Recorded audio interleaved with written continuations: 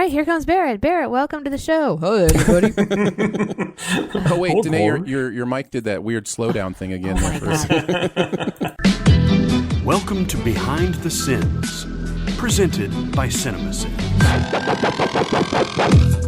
Welcome to Behind the Sins, a weekly look at everything going on inside the world of CinemaSins. I'm Aaron Dyster, and I'm joined as always by Jonathan Watkins. Hello, hello. And Danae Hughes. Remotely. We write for CinemaSins, TV Sins, and do various other things inside the CinemaSins universe as well. Yeah, when I say joined, I mean joined remotely. This is going to be social interesting. Distancing. Yeah. We are doing the social distancing thing. Now, usually, Jonathan, you join us remotely, so this isn't new for you necessarily. No. But now we're doing a little different recording, though. We're recording on different stuff. Yeah, so we're recording differently to try to eliminate the lag. We're also looking at each other through a separate thing where we can see each other, so we're not talking over each other as much. And after a year, I fixed my mic. Yes. And I broke mine. I don't know how much of that will be in the outtakes, but I'm excited for you to hear Danae's new vocal style. It is disturbing. It was disturbing. It was disturbing. How's everybody holding up through this whole, Good. I keep saying quarantine, but it's not technically a quarantine if you don't have the virus, right? Then it's technically isolation. It's a self-quarantine. They did finally pass here. I think they have pretty much everywhere, but here in the Nashville area, they're doing the only essential businesses, and pretty much all restaurants are curbside or here too. My wife drive-through. My wife is essential business because she's in banking, and she has a little card that they gave her that she can show somebody and say, "Hey, I'm an essential business person." And because you can actually get in trouble. Yeah. Oh, same for my husband because he's in the supermarket kind of world, the food business, which is considered an essential thing. On the card, or the piece of paper rather, for him, it's a piece of paper. It says, we ask that you allow them to continue working. So I guess technically there's a chance that he wouldn't be allowed, but I don't think we're there yet. We're still, for the United States at least, we're still kind of really in the early stages of, the whole virus thing. If you look at the numbers, and I don't want to turn this into like CNN or Fox News or anything, I'm just was looking at them earlier today. New York is the one that's just getting slammed, and it's growing everywhere, and it continues to grow exponentially. I think it's a kind of educational experience for all of us. And I was telling my wife, you can see how the Spanish flu 100 years ago would kill a third of the population. Because they didn't have any way to know it was coming. They didn't have any way to understand how to fight it. They didn't know what, can you imagine, without respirators, without preparation, without how bad something like this could be. And then I don't think it's unfair to imagine how bad it could be even with this stuff if it were a more aggressive virus. I think it's really important for us to get our stuff together, Absolutely. Yeah. It's interesting. So that's why we're turning this podcast into a virus study podcast. Yeah, COVID 2019 podcast. 2020, sir. Aren't they still saying 2019 though? Well, it's COVID-19 because it was first discovered in 19. Yeah. So yeah. Is it 2020? I think it's pretty. Yes, it is. It's pretty evident here in the first 12 seconds of this new podcast idea that we shouldn't be talking about it as experts in. No, we shouldn't. We should completely ignore it from here on out. We're all living our own lives in isolation, and we should just do what we like to do, and maybe take a little bit of add a little lightness to your day. But it's interesting, for me though. Like I said, we're working at home like we always do, so it's not that. Danae's got a lot going on though. Yeah, it's a lot happening over here in my neck of the wood, but we're going to figure out a way to get through it or not. We'll find out. But I think we should say, just kind of here at the top of the show, that, CinemaSins at large, we're going to continue to put out content. There's not really a lot that we do that we can't do remotely. And so the editing team and the writing team and all of us have pivoted in whatever ways we need to, and we will continue to put out content for you guys to enjoy, no matter at least for the foreseeable future, no matter what it takes, we're going to get stuff to you. A couple people expressed some concern to me on Twitter about that. I was like, dude, we've been practicing social distancing since 2013. We're good.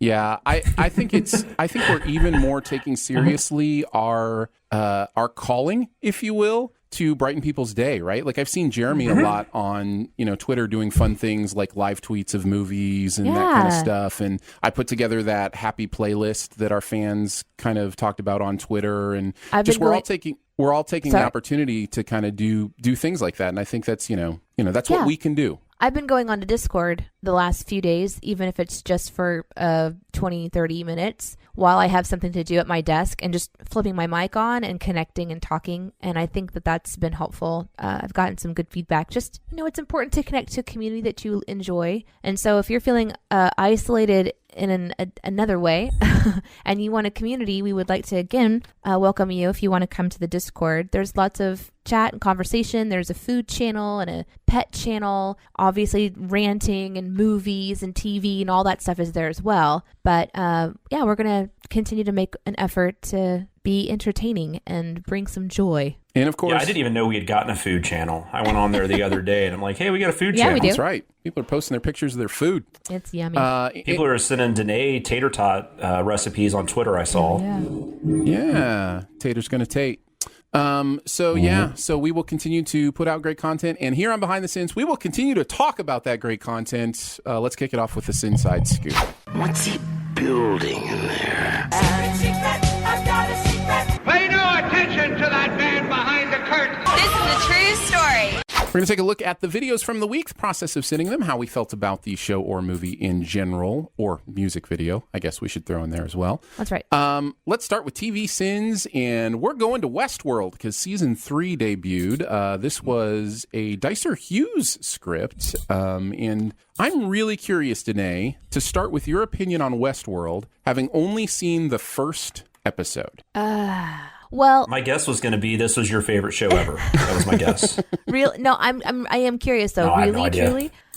No, not favorite show. No, I was like, no, I'm like Aaron. I'm really curious what you think of it. So I felt weird watching it. I actually was messaging Aaron, giving him grief as if he were getting me back for not doing any Walking Dead, because the show starts off really, really dark with murder and rape, and with no clear understanding of what the parameters of this environment is. And of course, as this first episode develops, you come to an understanding of how this is sort of part of the point of the show, or at least I think that's where it's going to go. I have read blogs and I read a lot about this show because it's one of those I don't want to put a lot of time into, but it's definitely got my attention and I'm curious where it's going to be going. I definitely had some predictions watching the first one that were revealed as I read that stuff. So my puzzle brain was tweaked and intrigued. I thought the acting was really good. I thought the premise is really interesting.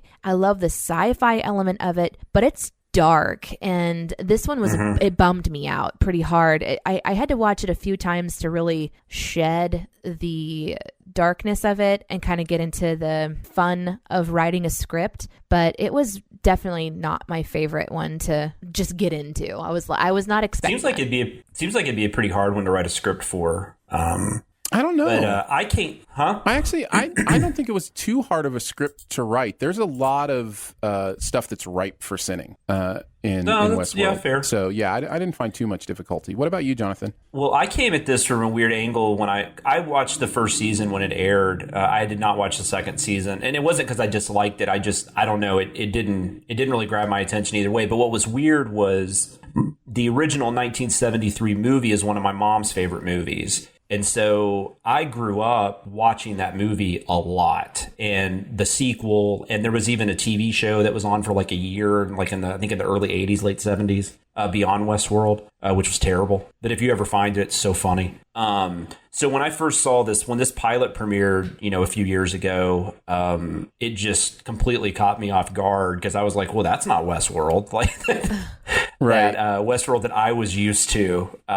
But it's super interesting, and it definitely is a show that is trying to go a little beyond the normal sci-fi conventions, which I can appreciate, but I just don't know how much I connect to it. I've heard this third season has started off really strong, though, so it kind of makes me want to go back and watch the second season. One of my favorite things that happened is when I told Aaron that it was really violent and I was having kind of a hard time with it. He was like, I don't remember the violence. I remember the nudity, though. Yeah.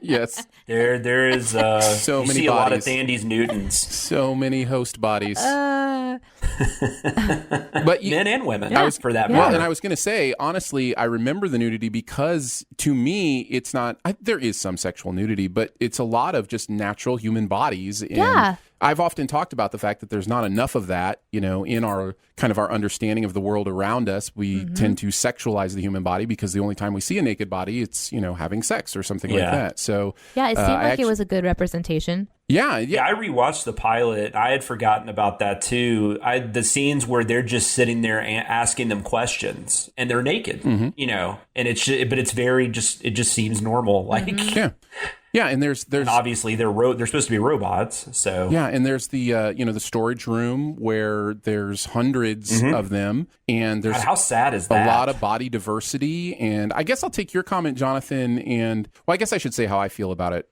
before we kind of continue talking about it. But of us, I guess I'm the one who's into it the most. I have watched every episode, including the first episode of season 3. The second episode airs tonight as we're recording this, and I go back and forth on this show. I don't ever fully hate it, but I do fully love it sometimes. So it's kind of like a love and, not hate relationship. But there are moments of this show I'm just like, that part of it doesn't interest me. But there's so much of this show that does tweak my puzzle brain, like Danae said, that I'm really invested in kind of these characters in this world and, what's going to happen to them. And one of the things I've loved about the show is it's not afraid to be something different every season. This third season is an entirely different show, and I love it. Like it's kind of it's one of those things that makes you realize, oh, they were thinking bigger picture than I was.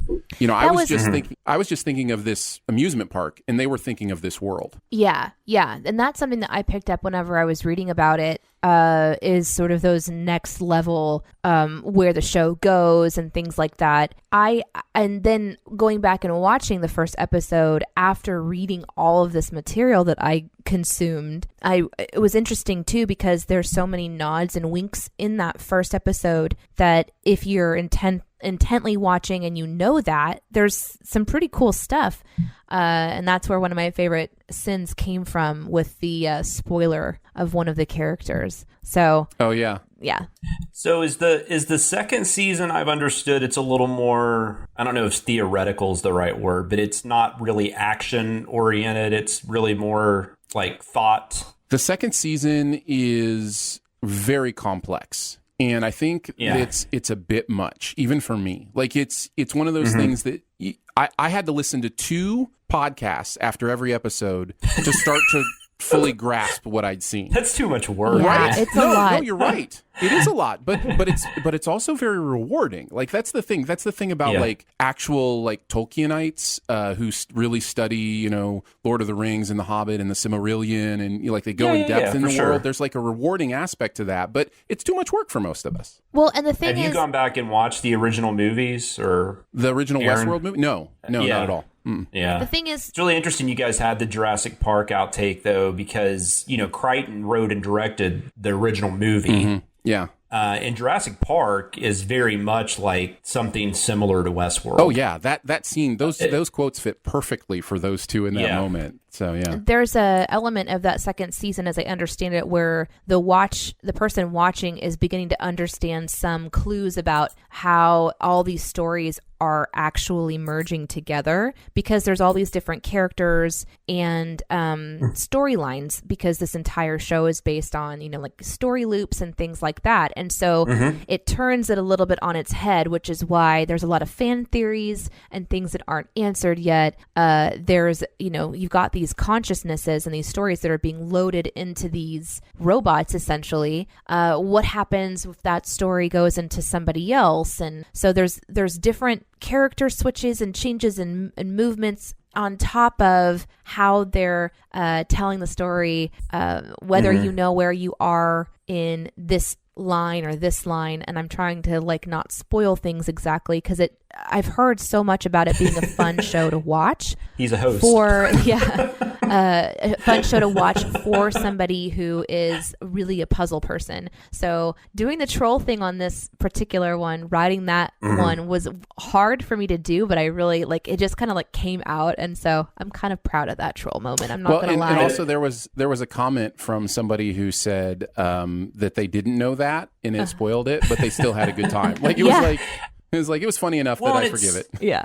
I will say also real quick, this is one of the best, I think, casts, at least this first season, that I think's been in any television show ever. It's it's a great cast. I really think that it's acted so well, and you're really immersed in this kind of universe. I mean, there were so many. If I were just going to watch this in a linear fashion from episode 1, 2, 3, etc., I would be like dying to get to the next episode to have information to know what happens. And I had some theories in this show. They show like a map, and they kind of walk into this war room once you realize that they're robots, and you're like, okay, these aren't real people being murdered out on the prairie. Where are we? And then they kind of take it into that sci-fi realm, and then you realize, there's something else going on, and there's this massive map in front of them, kind of Mockingjay Hunger Games in a way, kind of has that feeling to it, right? And I'm looking at that map, and then it shows up again later, and it zooms in onto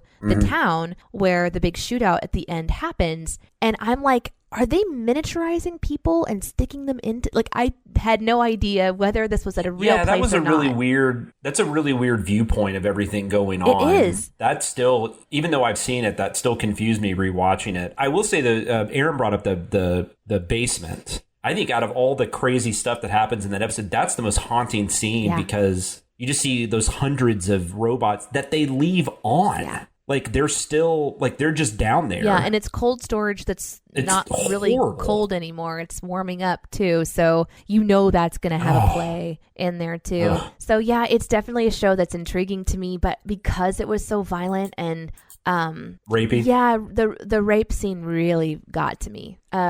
That was one where I was... Was that Ed Harris? Is that the scene you're talking about where he closes the door? Yeah. Or was there... I was trying to remember if there was an actual... Like, they actually physically showed something. No, it's not explicit at all. It's just... The tone of it is explicit. That's what's so hard. Oh, very much so. Yeah. That was rough, for sure. But... And Ed Harris is so... He's great, but he's very scary. Like, because you don't really know what his motivation is. No, yeah. And that was fun to try to figure out as I read about each of these characters and why they are where they are. So I don't know. I think I would definitely recommend it to people, though. I think this is the kind of show that a lot of people will really enjoy, and I might actually like it too. I'm sorry. Go ahead. Okay. I was just saying I might actually really like it. Also, like maybe once it wraps up or something. I don't know. We'll see. I hear you. But to get into the video itself, if that's okay.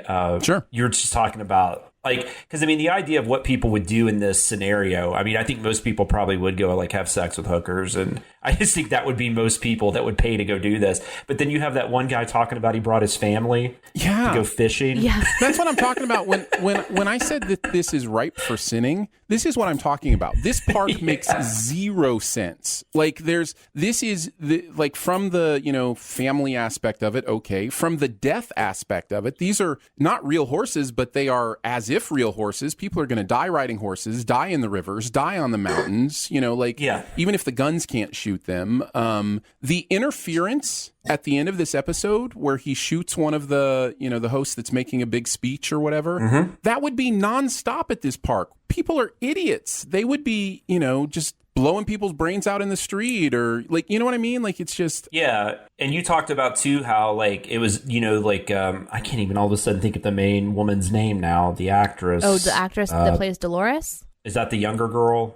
She's kind of the main character, the blonde. Yeah. But anyways, like she's talking to her dad. Like, I mean, there's all these scenes where where the robots are having conversations with each other. Evan Rachel Wood is who you're Evan Rachel Wood, yeah. Or like the James Marsden character, like he's on the train with everybody and then he comes in and has conversations with Andy Newton and stuff. It's like, why would they even be having these conversations? I love if they're robots. I love the fact that the movie pulls a twist, who's a host twist on us in the very first episode with James Marsden. Even like he's coming in on the train, so you assume he's visiting the park. Yeah, and he turns out pretty quickly, he's a host. And but why would he be on that train? It's just where he starts his story. I mean, there are hosts in the welcoming pavilion too. Like there are hosts all over. That's true. That's true. It's kind of one of those things. It is, that part of it is part of why I love this show, and I think I do love this show when it all comes down to it. The psychological and philosophical exploration of how we exercise our inner id. Like the idea that we play violent video games because we don't want to be violent in real life, or we, whatever the case may be. How far do you take that, and how realistic does it have to be before you start to feel bad for your inner desires, right? Like because there isn't a technical difference between what these people are doing in Westworld and what somebody might do in Grand Theft Auto, right? There's not a technical difference there. It's more realistic and they're acting it out more. So like, where is that line and why is that line is a really fascinating conversation. Yeah, because you watch this, because like, I don't think I'd be able to shoot a robot, even if it was a robot, because they seem real. Right. Right. To me, consciously, it'd be like I was killing a person. Right. So why do we have, I find that, as I might say occasionally. And then you have like that guy, the guy that shoots the one at the end, that they just seem like a normal husband and wife that are just looking for something fun to do. And then she's like all excited that he shot the guy and they're getting a picture by the corpse. Yeah. And it's so weird. What are some other things in the video that we want to talk about? We'll let you start, Jonathan, since Danae and I wrote on it. Yeah, I liked the can't tell if it's Minority Report meets Gunsmoke or a Glidden commercial. We already talked about the fishing. You guys talked about the reversing of the image on the reflection shot. I thought that was really interesting. Just you guys caught a lot of interesting things in here. Like you send the elevator panels. Yeah. And like you send the shadows. Yeah. Which I thought was really interesting. Funny story on the shadows. We actually made it through the editing of the video before realizing that we spelled sun wrong. It's true. Like S-O-N for the longest time. Yeah, we had it as two sons, as in children of someone. Like it was like, how did we miss that? It was just one of those crazy things. Yeah. Oh, that's fun. Yeah. Well, there's actually we can talk about the Walking Dead video. There's a huge mistake with the text right at the beginning that I can't believe we didn't catch. Isn't it wild? Yeah. We look at this stuff over and over again, and we're still people. But I did want to mention too, because I mean we are obviously writers, but like the sin where you guys were talking about, whoever wrote the one about the emotional versus physical wounds, that was just beautifully written. Thank you. That was Danae. Yeah, that was like, not that we don't always have good writing, but I'm just saying that was like, it's like that was really well thought out and really well written. Thank you. I felt like the judge and my cousin Vinny, like that was a very well thought out argument. That part is, I think it speaks to that, what you were talking about, Aaron, is maybe you can go into a real life video game and you can, hurt, kill, maim beings that don't matter, like a robot or something. Like maybe that's something that's going to be real, or in a way is real with video games. But if you're really going to be all of a sudden witness to these types of things, how are you not going to have like emotional damage from that? Yeah, for sure. So that part really freaked me out, because in that moment it was that one of the hosts had gone crazy and had murdered a whole bunch of other hosts in front of them in these really gruesome ways. And so those people who went to the park to do whatever they were going to do have now experienced a murder, and they were hunkered down in the corner, scared for their lives, which is interesting too, because they really couldn't have been hurt, but obviously they were wounded. So I don't know. I felt like I wanted to address that, and I'm glad it kind of came out well, and I'm glad you enjoyed it. Yeah, I was going to mention that one. What about you, Danae? We've kind of talked about a lot of them. I really liked sending the whole, when the elevator opens up and all the water rushes in, and then the room that they're walking into isn't even filled with water. So where did it come from? You know, like stuff like that. I think the intent, of course, is to show that maybe something is melting down there. Maybe the AC system that they're talking about isn't working, and so things are melting. And I understand that. But for the water to go into the elevator, it would have had to have been routed that direction, which just seems, and they were all super like normalized by it. And there's like 15 gallons of water that rushes into the elevator, and there's no slope there. It's not like there could have been a lake of 15 gallons of water there. Exactly. Yeah, that really really bothered me. Some of the other things I really enjoyed pointing out is like, it's got to be so expensive to reset these narration loops. How often is that done? That's a question I didn't ask in the script because I might be answered later on in the show. But all the things that they break and the gunshots that are in all of the doors as there's shootouts, yeah, maybe they can fix the robots, but are they also repairing every single thing all the time? And how expensive is that? So yeah, I'm really curious like how much a ticket would be. It's kind of like with Jurassic World, a lot of people talked about that. Like people figured out the cost it would take to run the park, and it was like $18 million a day or something. Right. You know, and you're just like, how could you possibly make money? And you kind of get that feeling here too. Like, yeah, it just doesn't seem sustainable. But yeah, those are a couple that stood out to me. What about you, Aaron? During the editing process, Danae made one of my sins so much better by recommending a word zoom. And that would be the free the peen sin. So that was great. I appreciated that. And I do believe hashtag free the peen was trending for a while on Twitter. So, nice. Doing our job. So famous. I was thinking one other thing we really could have removed some sins on this. And I don't know that did we remove any in this one? Can you remember? Yeah, we removed the Easter eggs. That's right. Yeah, the Easter eggs. That's a good thing to remove them for. I was just thinking we could have removed for like Anthony Hopkins' performance, which I think is pretty spectacular. This show really does a lot right. So I did want to mention that. And then I have to mention the Psycho outtake, which is so perfect that it makes me think that's purposeful. Like, it makes me think they watched the end of Psycho and were like, we want to make that the point of our first episode. You know what I mean? Because it's just, it's so perfect from that speech that she gives at the, quote unquote, she gives at the end. So yeah, I wanted to mention that as well. And then the quote from the show, "You're in a prison of your own sins," was just too perfect not to go off on at the end. Yeah, it was good. Yeah, I think overall it was a lot of fun. We ready to move on to some more Walking Dead? Yes. Yay. The answer is no, but we're going to do it anyway. Did you watch this one, Danae? Yes. Oh, cool. This one's No Way Out, Dicer Watkins' script. So yeah, what do you think about this episode, Jonathan? This might be the worst episode we've covered so far. It's not great. And it's the one I watched. Great.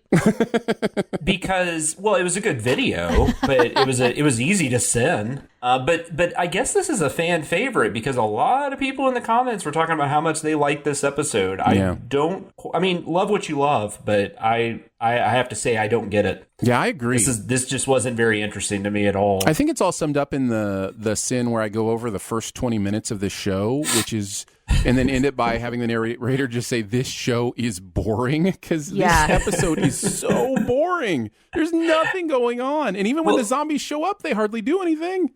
And I love how we kind of unintentionally in the previous videos build up to certain things, because leading into this, we had complained about the skins thing so much, like where they just put guts on themselves and that's what this whole episode's about. Yeah. Yeah. It's like we just like got up to this episode and now it's like, holy shit, this whole episode is them walking around zombies. Yeah. And then at the end they end up like killing all of them, but then, you know, like 2 episodes later, I'm sure they get really messed up with like 2 zombies get near them and they don't know what to do about it, because that's what this show does. It's crazy. Danae, what do you think watching this through the video?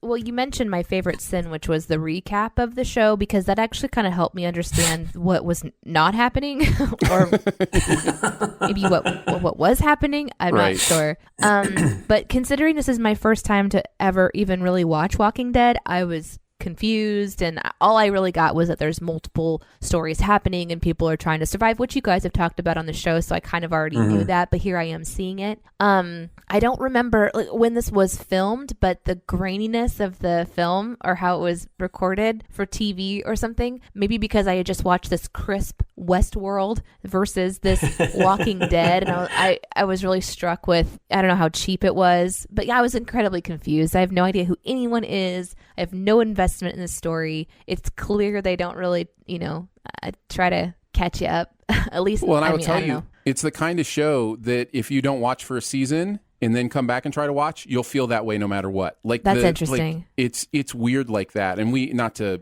spoil, we're still doing Walking Dead episodes, and we're doing one soon that I stopped watching before it aired. And I started that episode, and I was like, who are these people?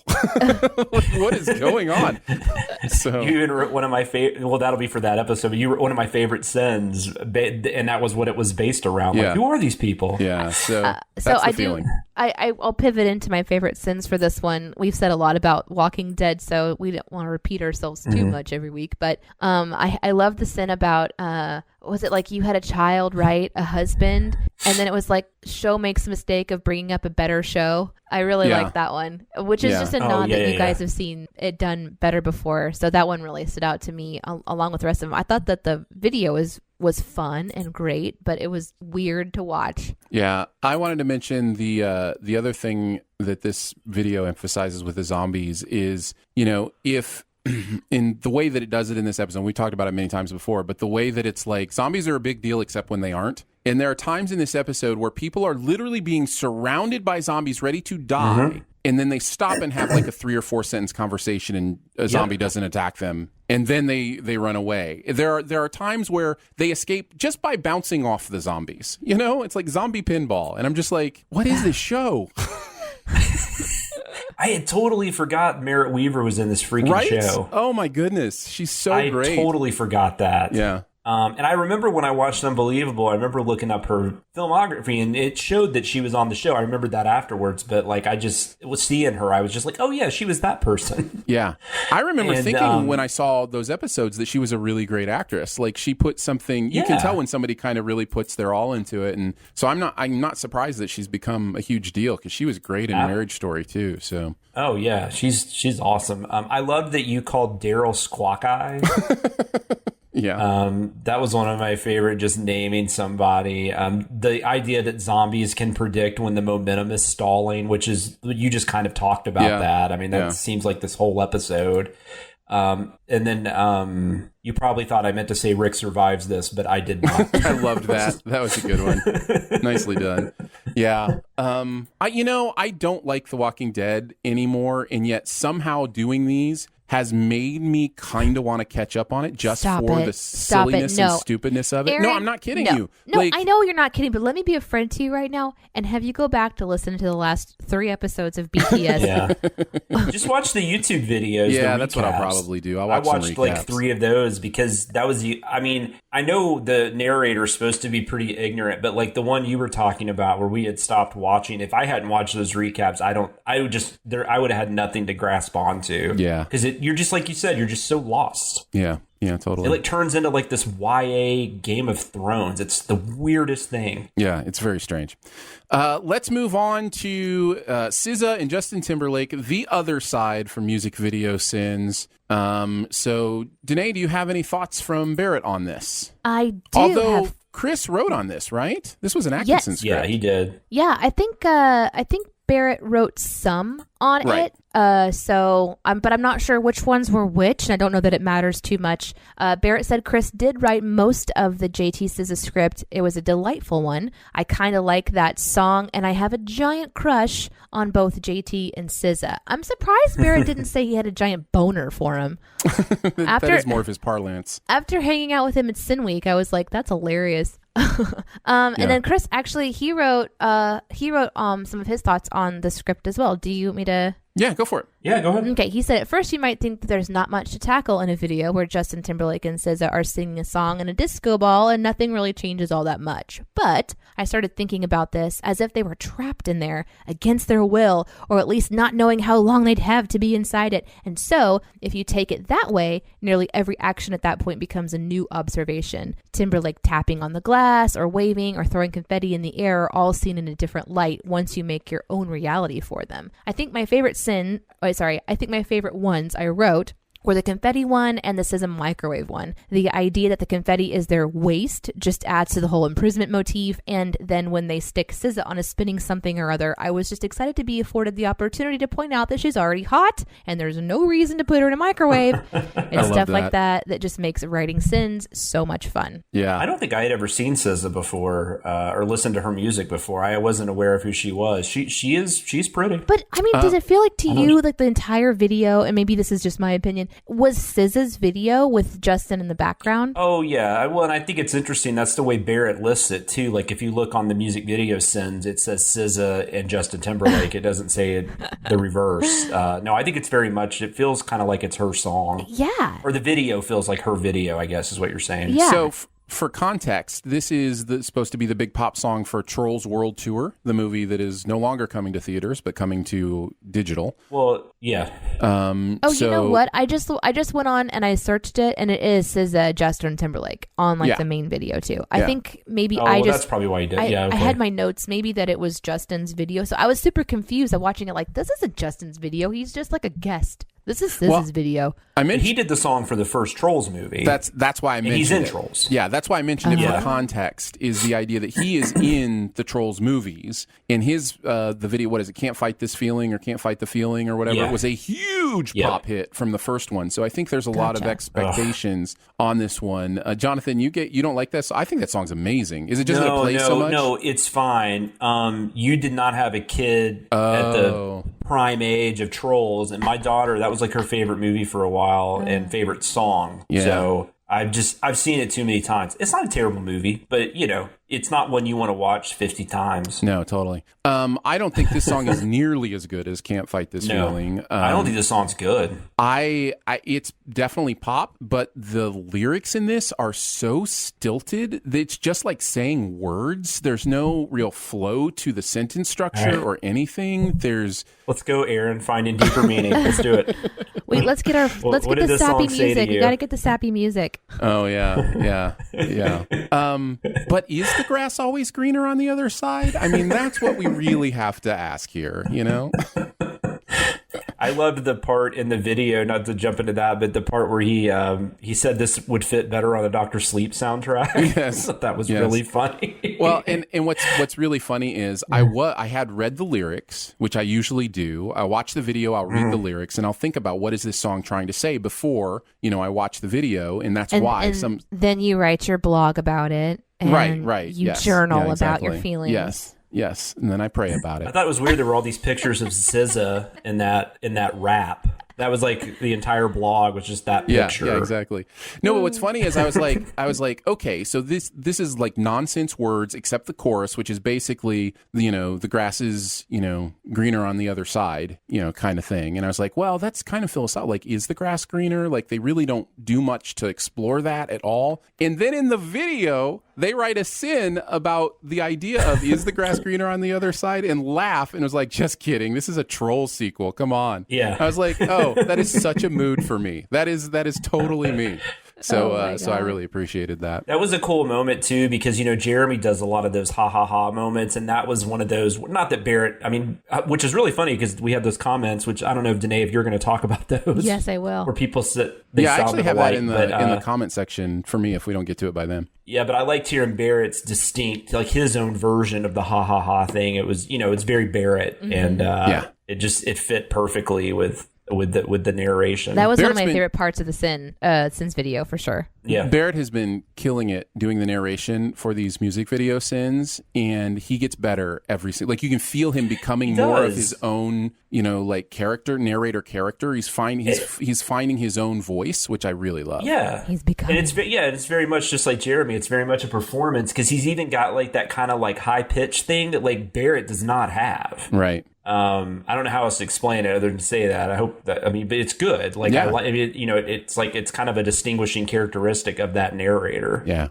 Anything else really about cool. The video you guys wanted to bring up? Yeah, I had a couple things I really loved. One of them was the Goonies reference right at the top of the video. I was nice. Like, I understand that reference. I know that reference. This will his delivery of this will be my masterpiece. Just how he did that whole section. If you haven't watched the video yet, I really enjoyed Barrett's delivery. We're all trapped in bubbles, trying to make the best of it. Oh, that was great. That was so perfect for just where we are in the world right now. And I don't know if that was added late or intentional, but that was smart. I don't know. Because I think, doesn't he parallel it to the Can't Fight the Feeling? Because in the Can't Fight the Feeling video, they're like outside and dancing and everybody's together. But it worked so well because we're all in like quarantine and isolation. So that was really good. And then, the Barrett laughing. I just really loved hearing him crack up. That was so good.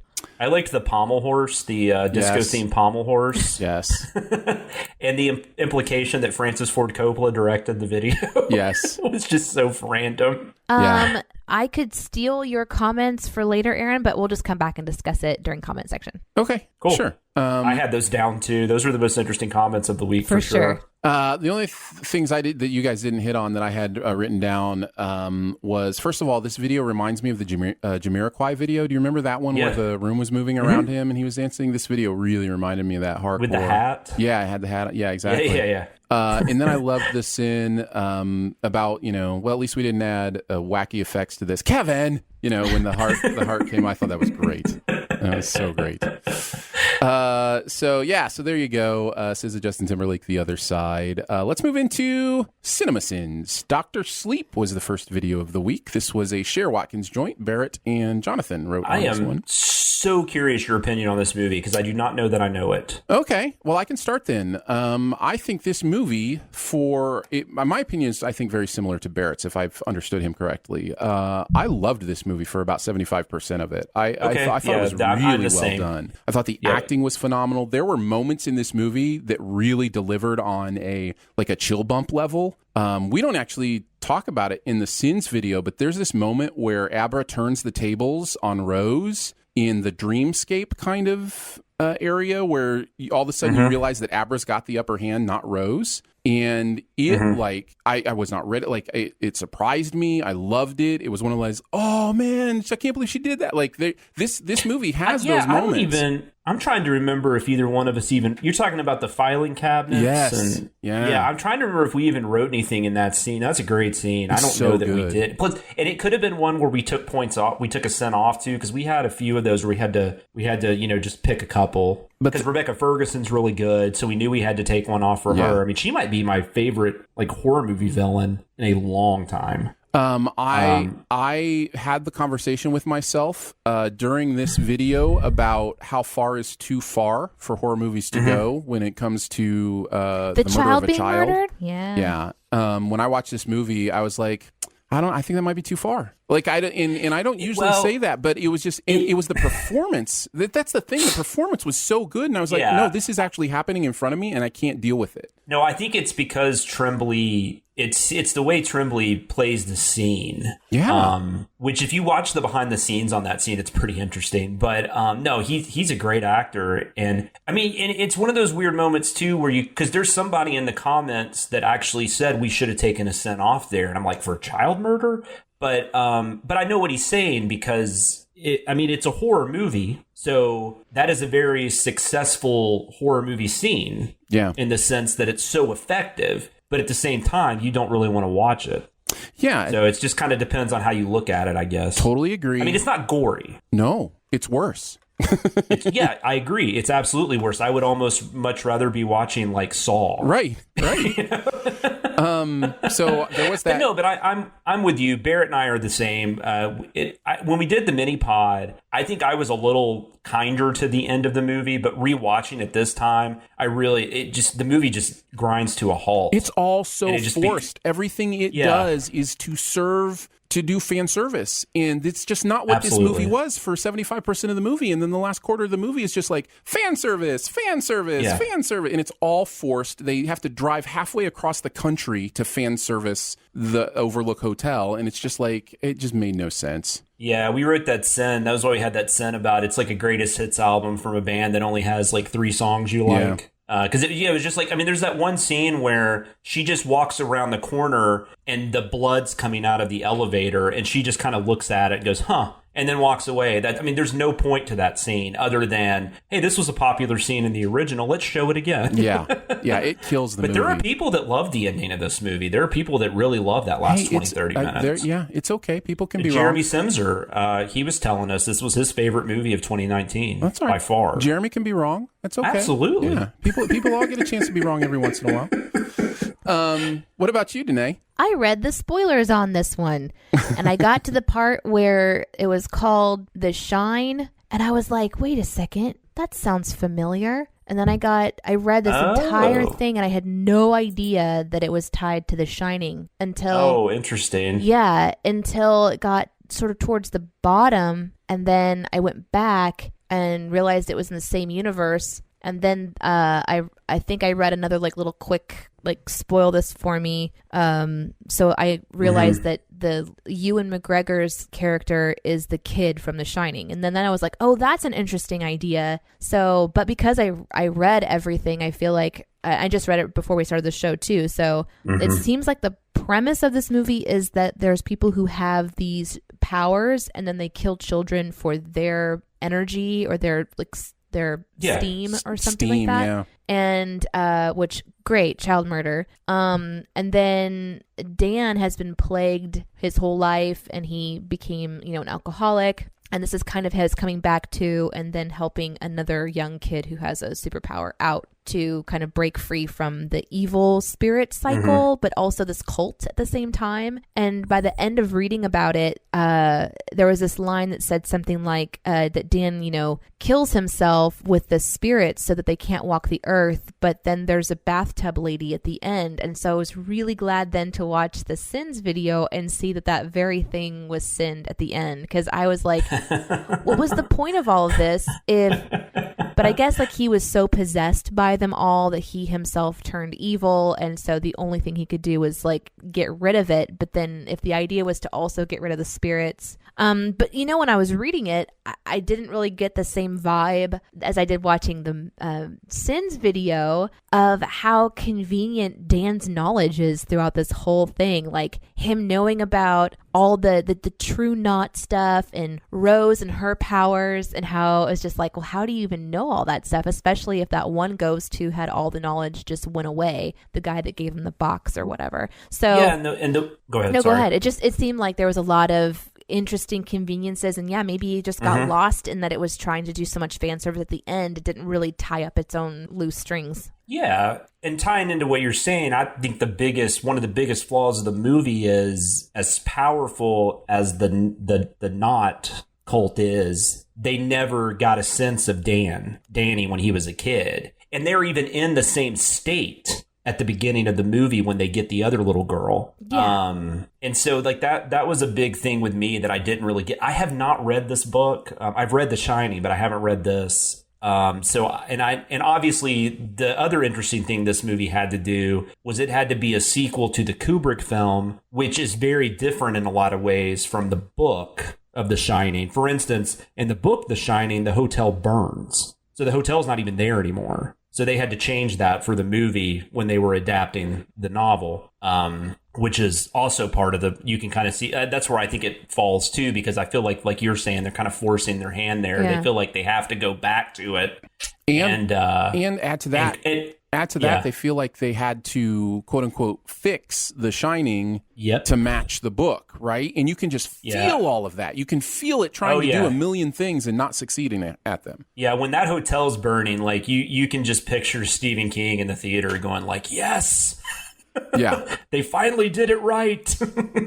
Yeah, but it also makes you wonder, like, what other things did they botch that he's also like, but also no. I mean, yeah, who knows? I mean, he always says he loves his stuff, but I mean, he's making money off of it. I don't blame him, but I know he's formed a pretty good relationship with Mike Flanagan. And I will say, Mike Flanagan's a really good director. I think this movie is he directs the hell out of this movie, and it's really well done. But yeah, child murder's not fun. I think you meant to say he directs the hell into this movie. I think there you go. Is there actually, you go. Actually what he does. But they're very the Ferguson though they feel very much like fairy tale villains. Like that's kind of what they feel like, and I because most fairy tales is about like kids getting eaten and killed. No, that's true. That's a good point. So. I'll go into the Sins video itself. I know we have comments from some of the I think Barrett commented since he wrote on it. Yep. Why don't we hear that first? Why don't we hear from Barrett first, just in case I don't want to steal anything from him. All right, here comes Barrett. Barrett, welcome to the show. Hi, everybody. Oh wait, Danae, your mic did that weird slowdown thing again. Oh my God. Dr. Sleep. He said, Dr. Sleep, man, I took some shit for praising it so much early on, but that movie is seriously great before the last 30 minutes. But I felt like this movie rammed the original Shining up my ass. I guess I should say, too, he said, rammed the original The Shining up my ass. I don't know what he took shit from, though. I don't know what he's talking about, taking shit. Well, I don't know. I'll have to ask him. I don't know, but now he has The Shining up his ass, so he's going to have to shit sometime. It's true. He's going to shit the That's shine. not comfortable at all. Right out of his ass. I really enjoyed this video. I think it's really well done. The golden cloaca joke, of course, was phenomenal. The idea that a toad would, cost $80, kind of thing. There were a lot of moments in this with some really good observations that I loved. The idea of why are they just realizing that she's using The Shining when she stops using The Shining, I thought was really smart. Because I didn't even think of that watching the movie. Like when all the spoons fall, all of a sudden they're like, there's a disturbance in the Force. And it's like, no, the disturbance in the Force was when she was putting the spoons on the ceiling, right? Like, she just... Or even Dan himself not noticing his powers, and people were like, oh, he suppressed it because he was an alcoholic, but that doesn't explain when he was a kid. Right. No, it doesn't at all. The other observation I loved is about the pitcher. It's like, it's like this kid can, read the pitcher's mind even before they throw it. And just the observation of, but they're kids and they're not even going to throw it where they want to throw it. Like, even if their brain is telling them where to throw it, it's still not going to go there every time. And was that the other CinemaSins video this week where we have the other Houston Astros comment? I mean, that's pretty weird, too. We had two Houston Astros sins. Yes. Did you guys see in the comments that someone said that the guy who's talking, so when that sin plays, I think at 6 minutes and 3 seconds, I'd have to look at my notes. The baseball game one? The baseball game. Yeah. The guy that's talking in the blue hat is the original Dan kid from the... Yes. Yeah. Okay. Yeah, same actor. Yeah, that was kind of cool. Yeah, because he quit acting I think he did one other movie or something, and then he kind of disappeared. It's like the princess from the Never-Ending Story. Yeah. Oh, that kid, I saw that kid in something recently, and I looked him up, and he quit acting in 88. The kid from Never-Ending Story. Is that what you're talking about? The girl, what's the princess's name or whatever her name is, the Empress. Yeah. She never acted again. And I didn't know that. But the little boy quit acting too, Atreyu? right after that. Yeah. Yeah. Mm-hmm. Oh no, not the boy that's reading the story. Oh, Sebastian. Yeah, Sebastian. But yeah, that's right, because she does conventions now, I think. Oh, cool. That's cool. I heard something about the childlike Empress. That's her name. I was going to say, because he shouts her, he gives her a name, right? But we can't hear it at the end. Isn't that the whole point? Moon Shadow is what he shouts. My favorite part in that movie is when Sebastian's he's eating his sandwich and he's like, "Oh, I'm still hungry, but I have to save it because I have I can't remember what he says. But he's like, I have to save it. I have so much story left."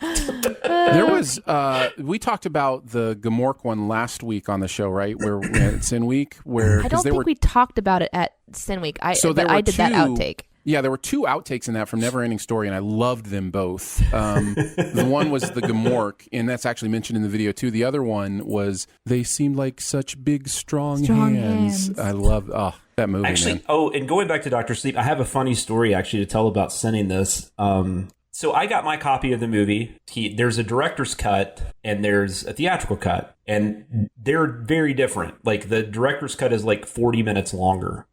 So I got the director's cut, and I was working on it, and for some reason, I just decided to text Barrett about, because he was asking me how it was going, and I'm like, 30 minutes in, I'm like, man, he's like, I didn't know we were doing like the 3 hour and 10-minute cut or whatever. And then I get a text from him immediately after that, like, what are you talking about? Oh no. So Chris accidentally gave me the wrong thing, because he had gotten both of them.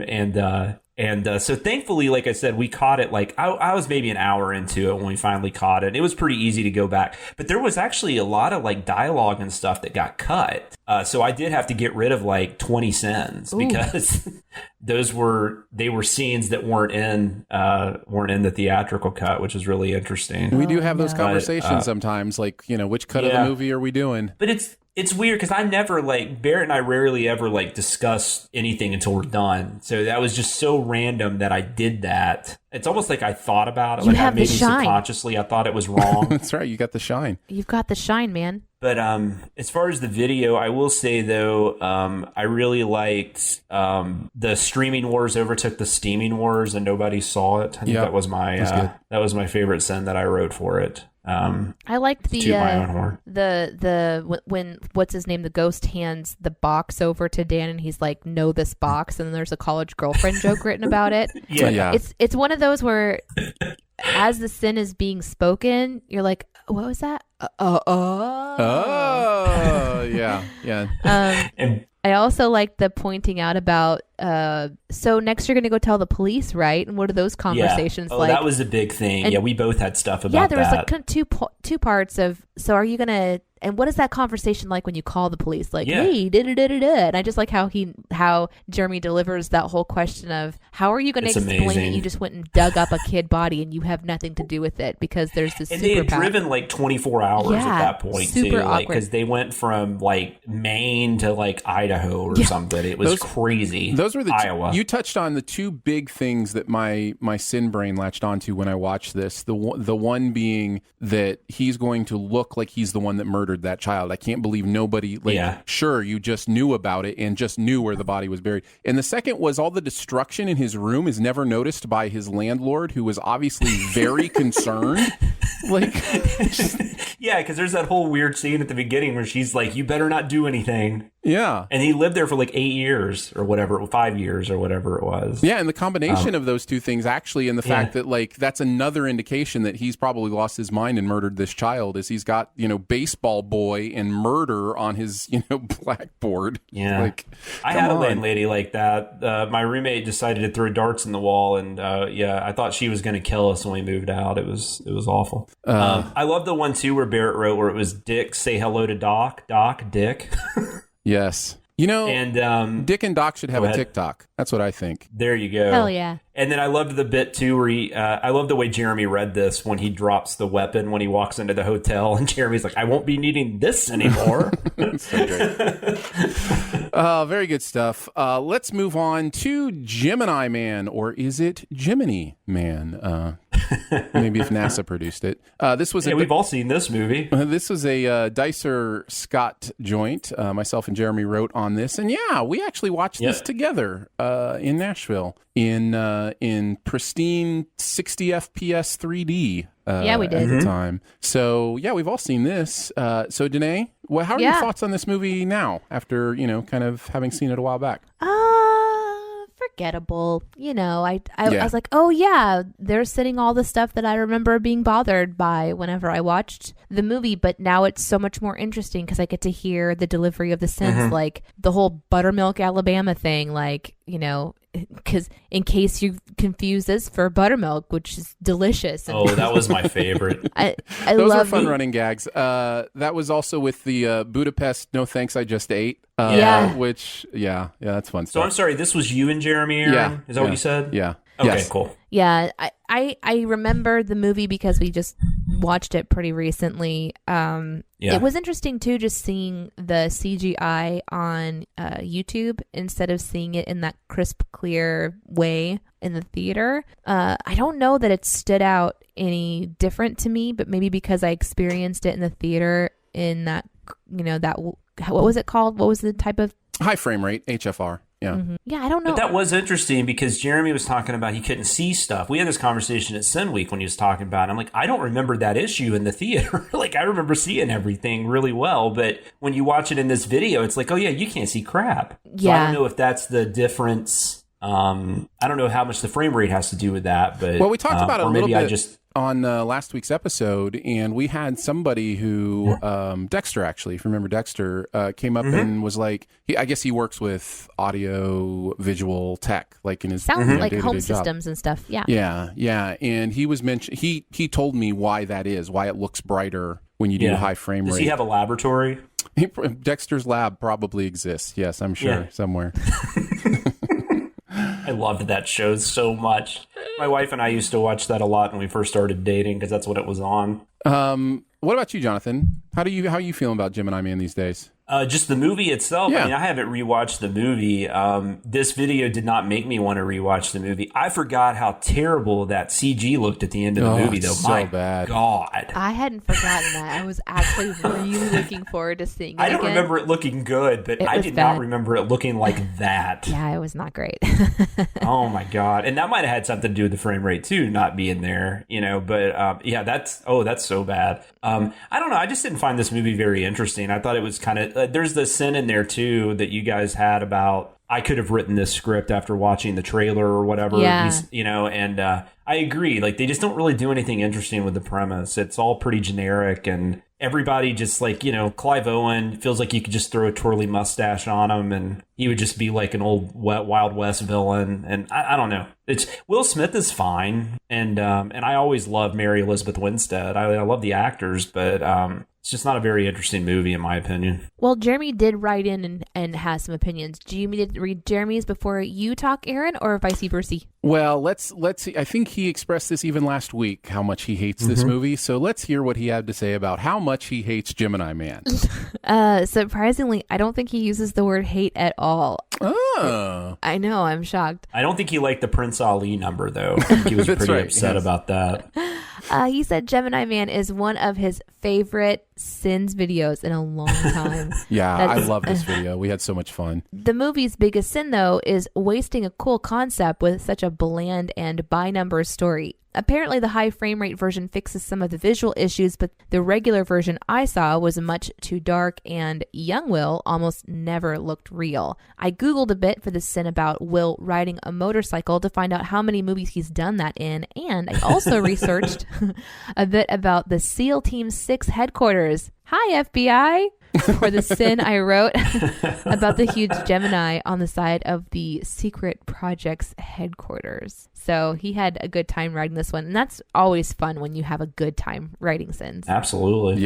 Yeah, we had a blast writing this one. What did you guys think of the video? What are some of your favorite parts? I had so many. And again, I think I really liked this one because it's one that I'd watched, we'd already talked about, and then going back and hearing you guys send the things that I'm remembering. For example, it's like, cancel the, shooting on the train because of civilians, but the train is filled with civilians. So what's any different? I loved the take on removing 5 sins for bees while drowning. And then when the ships meet and then it's like drowning in bees, just kind of that little run-on gag. The crackers, eating the crackers while sitting, he was doing that as I was realizing I was really hungry, and so I had to stop watching it and go get a snack. I thought that was just really funny timing. With him going like, just make me more likable. Yeah, it was so good. Yeah. Did he really put crackers in his mouth? I don't think so. It sounded like he did. He did a great job, whether he did or not. The Interstellar that was my instruction in the too. script. My instruction in the script was eat some crackers. So we'll just that's so funny. Yeah. Everything else, I mean, there's other stuff that I could point out. You guys did such a great job of just pointing things out, like the last bullet that isn't supposed to penetrate anything but the neck going through front of helmet, skull, brain, back of skull, back of helmet, next helmet, like just the whole thing. I really enjoyed. I had a really good time. Anytime you get to say Oscar-winning film Suicide Squad, it's hilarious to me. Like, that will never not be funny. I loved the part where they're I don't remember what the dialogue is specifically, but it's something about getting your ass kicked on 2 different continents, and then the sin is you've never seen Rocky IV. Yep. Yeah. Houston Astros, I'm looking in your direction. That was a really funny one. And then the idea of the Lawnmower Man fucking Polar Express was very, very, very funny. I mean, those are two very super creepy movies. Do you like Polar Express? Either one of you? I like. Either one of you seen it? I like the idea of Polar Express. Oh God, have you seen it, Danae? Yeah, it's I terrible. can't watch it. So creepy. I can't watch it. It's really. I think bad. Monster House was a much better version of that animation. Agree. I would agree with that. There's so much foreshadowing in this movie, and we both wrote several sins on the bee and drowning foreshadowing. And you're right, Danae. His sin where they're like, it's like the Hindenburg crashed into the Titanic, and then he just says, while drowning in bees. It's just so great. Well, then I like how you just randomly mentioned. There's a lot of good running jokes in this because you mentioned the Hindenburg fighting the Titanic at one point. You come back to that. The idea that he has built-in GPS, but they installed one in the boat anyway, just kind of, blew my mind. The idea that a person who has severe allergies to bees doesn't carry an EpiPen is a huge hole in the movie. And the fact that they both are severely allergic to bees because they're the same person, and neither one of them mentions maybe do it in the leg because that's how you're supposed to do it. That they put it in his shoulder, which is going to take a lot longer to get to the bloodstream. I found that interesting. And then I had to bring up the phrase symbolism embolism. I loved that after the mirrors. I wrote that down. Yeah. So that was fun. I agree with Jeremy. This was a really fun one. The last time I remember having this much fun writing and then reviewing Sin's video I wrote on was the skyscraper video. Those are the two of my favorite experiences. So yeah, that was one where I was listening to that going, oh, Aaron's having a really good time doing this. Yeah. That's still that's my favorite segment of This Works. Like, that's still amazing that all that worked out so well in that video. Oh yeah. That was a lot of fun. All right, let's move on to keeping tabs. The internet is a communications tool used the world over where people can come together to bitch about movies and share pornography with one another. Ha ha! Oh, jeez. This is the most public yet of my many humiliations. We're going to each tell a story from putting together the content for the week, maybe a Google search, maybe some strange research, maybe a deleted sin, whatever the case may be. Danae, you're going to start. Yeah, I forgot to write down my keeping tabs for Westworld, but suffice it to say, I read probably 2.5 hours of content because I wanted to know more and more and more about the characters and what happens with them. And I just watched the show. I'm just saying. It was easier. 2 hours versus all the time invested in watching the show. True. True. It's not. So some people might think it's a waste of time, but for me, it's more time economy. I think. Yeah. I really you'd be done in like 20 hours. No? No. I love fan sites. I have such an appreciation for people who work on fan sites, go to Wikipedia and write things, or even do like recap videos or the podcast. There's just so much content out there, and you know that a show is good when there's so much, and Westworld is certainly one of them. So I don't know that I had something like particularly fun that I researched. I guess I could say I did have a sin cut in the script that was interesting because I predicted at the beginning that there would be some kind of an awakening with the fly swat by the end. And my sin was, if someone doesn't swat a fly because they're becoming like conscious, the show is crap. And then by the end, she does swat her neck and she has such like a little smug look on her face. And so I gave a sin back, I think, in my script proposal for this one, and reading about all these little nuances and things and who's awake and how they're awake and all this stuff, it was just super fascinating. So I went down a very, very deep tunnel and I loved it. Yeah. It's that fly thing is interesting because in the comments, people were saying, no, the flies are real flies. And I was like, yeah, we know that. I don't remember.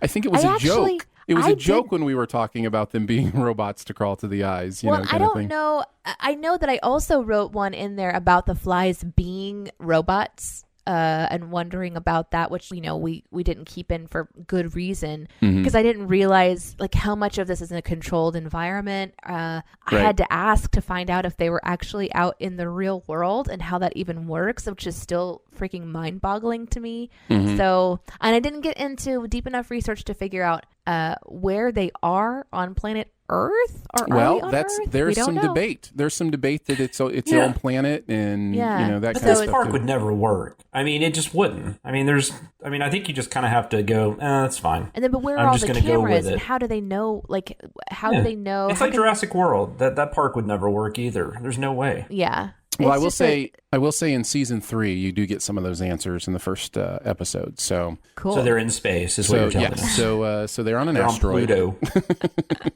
All of this is happening in a simulation, and it's just one person's dream that they just can't get out of. Bob Newhart's going to wake up, and it's going to. Oh my God, that would be that. They need to do that. Somebody needs to do that. Wait, somebody did do that. I think somebody did. I don't remember what show did it, but that would be amazing. Like, then you end up being Bob Newhart's other dream. I love the idea that every TV show is actually just a dream that Bob Newhart is having. I think funny. That would be a beautiful world. What about you, Jonathan? I didn't look up anything too interesting. I did look up, I was trying to figure out how much a toad would cost in 1980. That's hilarious. That is hilarious.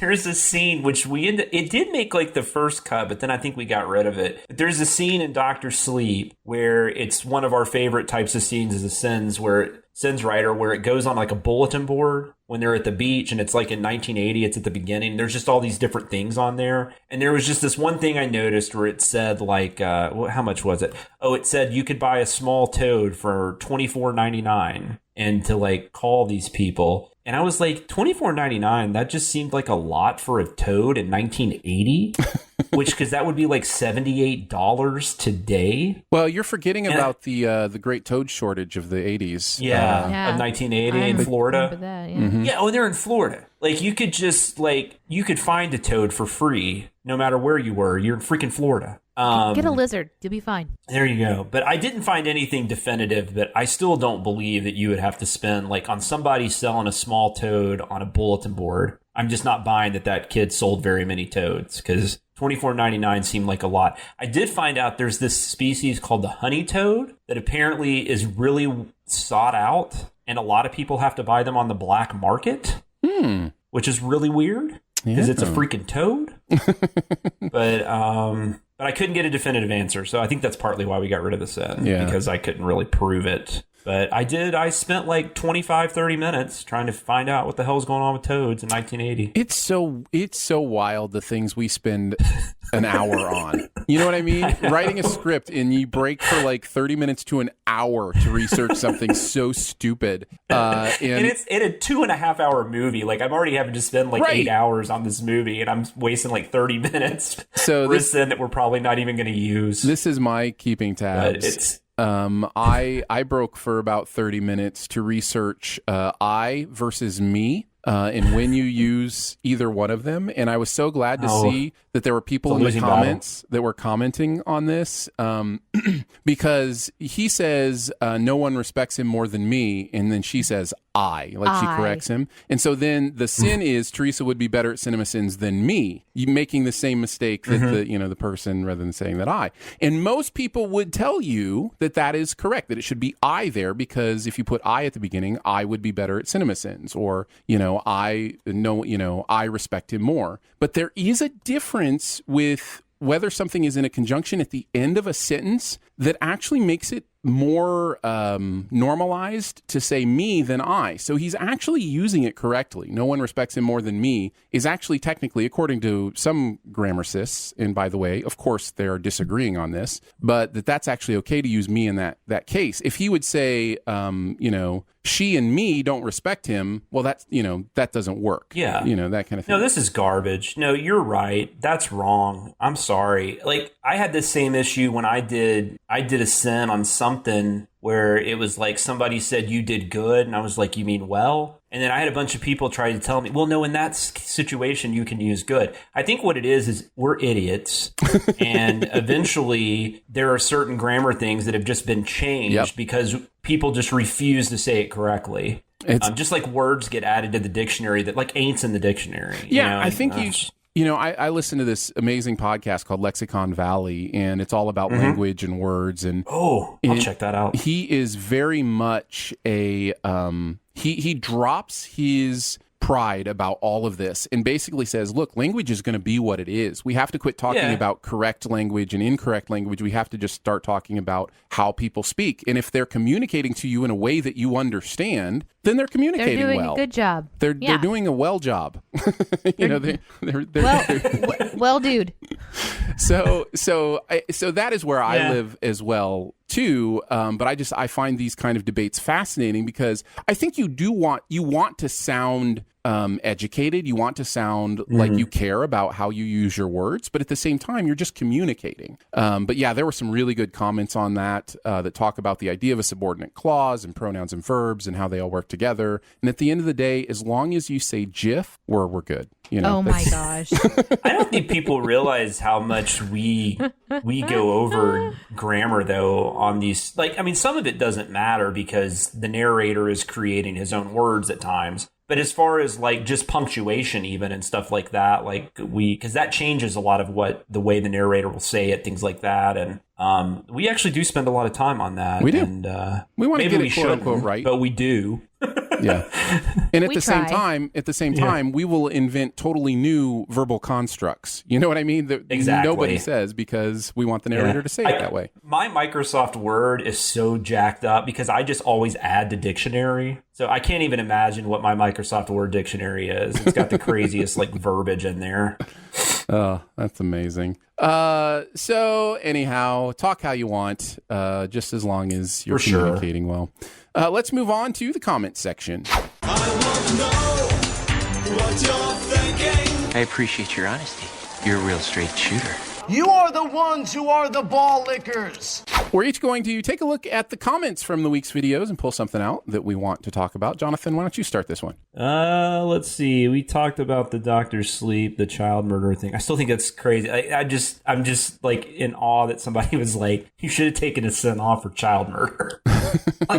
But you can understand what they're saying, you know. It's a very effective scene. Right. I get it. We actually that scene, I don't think I removed a sin, but I did write something there, and then maybe Barrett did too, and then we basically decided just to leave it alone. Yeah. There's like that one little bit before it goes into it, like this is a horrible scene, but other than that, we just decided to leave it alone. But I will say that, let's see, what was the one? Oh, I'll talk about this one. So this is from somebody on The Walking Dead. I just thought this was kind of interesting. It was a DK Black said, funny how Carl received 2 potentially lethal gunshot wounds and survived each time, despite the fact that he couldn't be hospitalized and never had a real doctor take care of him, which is very true. Yeah. And then he said one other thing, seeing Glenn for a moment in this video reminds me of just how much I miss him.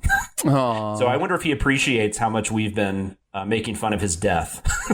Wasn't this the one at the beginning where the guy says, usually we start off by killing one of you right off the bat? Like one of the characters says that. And I think Sin was like, hey, leave the bat foreshadowing to us. Yeah. Or something like that. Yeah. What about you, Danae? Mine are solely around the music video sins. I really, really enjoyed going into the comment section of the music video sins this week because people continue to try to figure out who the narrator is or if Jeremy is sick or they're like, and so there was a couple of comments that people made and I actually copied them over for us to enjoy on our Slack channel for our work because I think misconceptions are really sometimes fun, and so after that conversation some of the stuff might make it into a script just to kind of keep the crazy going, which I also love. So Vanessa said, oh, go ahead. Well, I was going to say, but at the same time, I think what's valuable about this podcast is the fact that we can kind of set the record straight too, because I don't want people believing things that aren't true and then down the line being like, oh, they said it was this, and how can you think that Barrett and Jeremy sound the same? Well, that's true as well. That's the one that we know them. Yeah. So that's true. I'm sure that, but I don't get that. No, but you know, when I first started, if you're thinking you're going to hear Jeremy, I guess had a hard time when I first started with you guys. I'm not gonna lie. I kind of relate a little bit. I was there's a similarity between the voices. It's really clear that they're very different. Yeah. But even Chris's voice sometimes will sound similar to me. So when I first started listening to the Sincast, I couldn't figure out which one was Jeremy, which one was Chris, and which one was Barrett. Isn't that weird? Well, it's not. It's not weird when you take away the visual cues. Because that's something you forget when people are just listening to voices and they don't have visual reference. Then the voices can sound very similar. But once you have visual reference, it's very easy. Once you put a face on the voice, it becomes a lot easier to tell people apart. Vanessa wrote, why does this sound like someone doing a CinemaSins Jeremy impersonation? It doesn't sound like him. And then Nathan says, I think it's his brother. Which is great. And then Abina says, it's Barrett. He's been writing sins on the channel for years, but only recently got promoted to narrator. I guess that's true. I don't know why we're laughing. I mean, I guess the idea that it's a promotion would be kind of funny. Yeah. And then Obina... it just makes me think like he was in the mailroom. Yeah. Obina also responds to it being the brother and says, oh, no wonder they sound so similar. And that went on for some time. Okay, so fact check number 1. They are not brothers. They are not related. Okay. Nope. I mean, are we sure?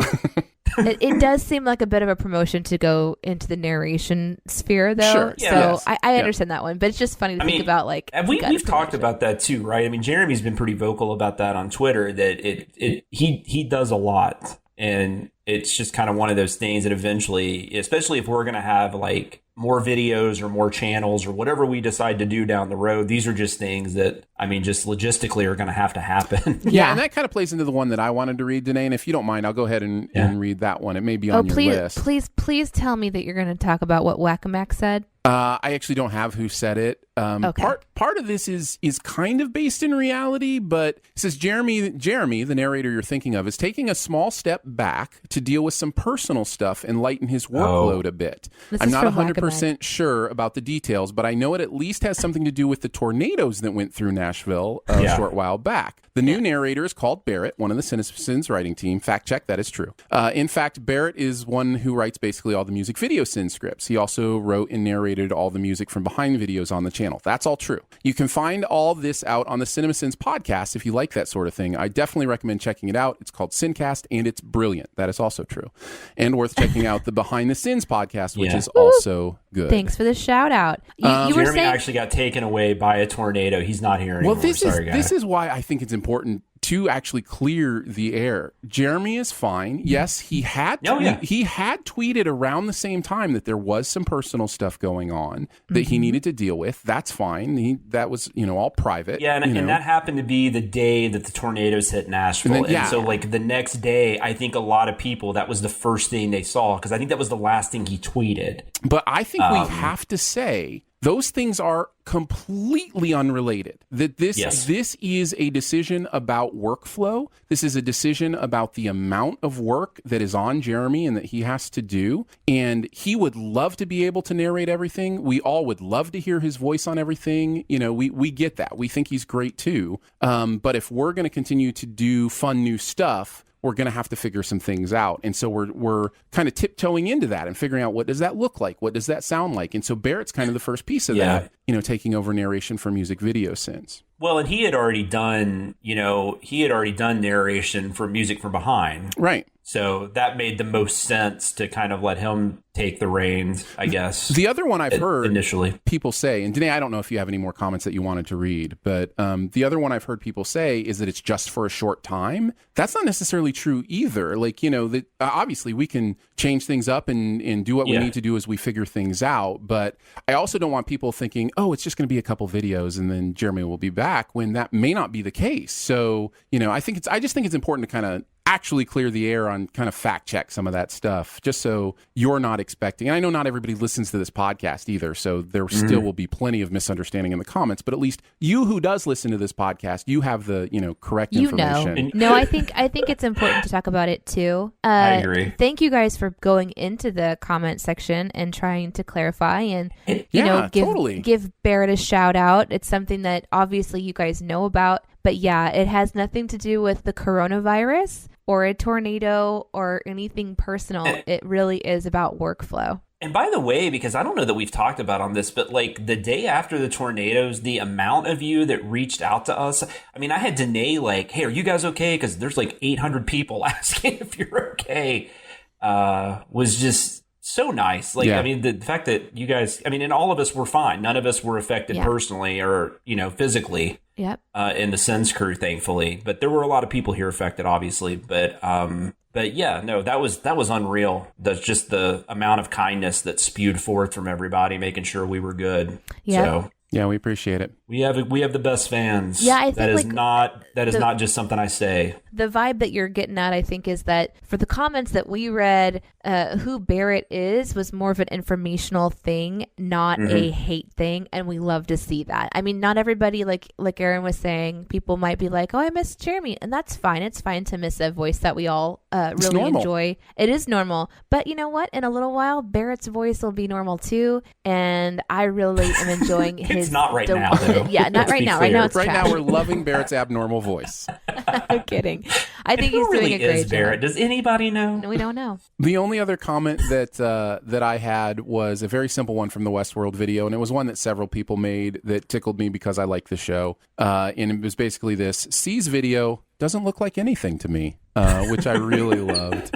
And enjoyed. So thank you for that. I love how smart and funny our fans are. It's a lot of fun. We do have a question for the comment section this time around. This came to us from Metscast. Says, podcast question. One of my favorite robot chicken jokes is a TV service called Just the Good Parts. In one of the movies they show is the 2005 King Kong, and the only good part are the credits, and that is so funny to me. With that said, what movie do you say the best part are when the credits roll because it's finally over? Love Actually, and and if you want to know why, you can take this a few different ways, right? You could take this like, what's your least favorite movie? That'd be one way to take it. I actually, though, it was a really interesting question because when we did the podcast for the movie The Turning, which came out like in January, I think, of 2020, it was this really terrible horror movie. It was a new take on the Henry James novel Turn of the Screw. It is a horrendous film. Like, it is one of the worst movies I've ever seen, like at least theatrical releases. And it literally has no ending. Like, Chris even described it. It's like it just hits a brick wall. But it has these really cool closing credits. Like, they're over this, it's like this indoor pool that has like no water in it. And it's just like the back of somebody. And then it starts going over like this wallpaper and stuff. And there's like this really cool score that sounds kind of like if any of you have ever watched like 70s Italian horror, like Dario Argento, like Suspiria and stuff like that. Like, it's that kind of score. It's that kind of haunting music. And it's just these really cool credits that come after like 90 minutes of just torture to watch, to sit through. So that's my answer. Yeah, I kind of went the same direction, Jonathan, and kind of turned the question on its head a little bit. There are plenty. You could answer this question with the, what's the worst movie I've ever seen, right? Because that's kind of the idea. Love Actually, yes, of course. But yeah, I was thinking of like actual credits that I loved, and the first thing that came to mind for me were the Jackie Chan movies. The credits in the Jackie Chan movies, if you don't know, have all the stunts that went wrong during his movies. And that's a good one. And Jackie Chan is notorious for doing all his own stunt work, and in some of these credits, he's like breaking bones and it's pretty incredible. Like, you watch this and you go, oh my goodness, he really jumped from that roof to that balcony 3 stories down, 20 feet away. That really happened. So there's... He like hits his head. Yeah. And I can't believe he's still alive. Horrible. It's honestly. horrifying. And it's stuff when he made his transition to American films, he couldn't do that anymore because we have regulations on what. So they did bloopers. Yeah, exactly. But then that's the other part of it, right? Is there are some movies that do gag reels, which I think are really funny too during the credits. One of my favorites being Monsters Inc. And some of the Pixar movies when they did like the fake gag reels and bloopers, because obviously they had to write them and make them themselves. But I think the correct answer to this question for me, in both the fact that the movie is awful but the credits are hilarious, is a little film called Hot Pursuit. Do you remember Hot Pursuit? Is that the Renee Zellweger? I think it's Reese Witherspoon. Or Reese Witherspoon and Sofia Vergara, right? Yes, it's Sofia Vergara. I've never seen it. Witherspoon, and it is horrible. It is an awful movie, and it is one of those movies where I'm like, just fast forward to the credits and watch the hilarious credits. So this is a good movie, but my favorite in credits gag reel though is Liar Liar. Oh, you remember this? Oh, yeah. Where there's that scene where it's him and Swoozie Kurtz and they're calling each other names or whatever, and then she calls him overactor. Overactor. And then she's like, they made me do it. That's and great. And then he's just dying laughing. That is the single best blooper that I can remember. That's a great call. Yeah, that's so great. That's amazing. But that's actually a good movie. So yes, it is. You know. What do you got, Danae? All right, Love Actually, is that your answer? Oh, I Love Actually. That's it. That's legitimately what I came prepared to talk about. I've already talked about it. Listen to last week's episode. I was so glad it was over, and it's horrible. So I interpreted the question a little bit differently, and that's okay. You interpreted it correctly. That is exactly what he's asking. I don't know. I like your guys' interpretation. Yeah. So we all picked bad movies, though. Or movies we think are bad. Super, super great question. Yeah, we love it. If you want to hit us up with a question, you can hit us up on Twitter at CinemaSins BTS or email us at one of a million different email addresses. But probably BTS at cinemasins.com is probably the easiest way to go. What do you think of the credits at CinemaSins? Yeah. What's your favorite credit movie at cinemasins.com? No. You gotta pick one. You gotta pick one because then I have to make it, you guys. All right, you gotta pick one at cinemasins.com. Oh my God, no. Today's drinking wine right now too, so there's no telling vote for which email address you want at vote for which one you want to pick. I want to say wine. That looks like brandy or something. I just want to say for the record, I did not make any of those emails. If you try to email, you'll be disappointed. So you can forward them to Aaron at cinemasins.com. Simple. That's an easy one. All right, let's move on to Beyond the Sins. To infinity and beyond. Somewhere beyond my wildest dream. To boldly go where no man has gone before. We're each going to take a look at something else in pop culture that we want you to know about. And Danae, you go first. It's a game. We're all bored and we're home and we're looking for things to do. No, legit. I'm really excited about being able to dig into more games, especially since I feel a newfound resurgence that it's more important than ever to bring something of quality to your home.